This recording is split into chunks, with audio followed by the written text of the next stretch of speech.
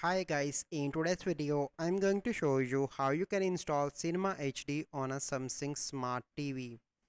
So the first method you can use Amazon Fire Stick or Android TV box. So first you need to get an Amazon Fire Stick or Android TV box, and then you need to enable file from unknown sources. So then you need to install the downloader app and download Cinema HD, and then you simply need to run on to your Android TV box or Amazon Fire Stick. And in the second method you can use screen mirroring from Android device.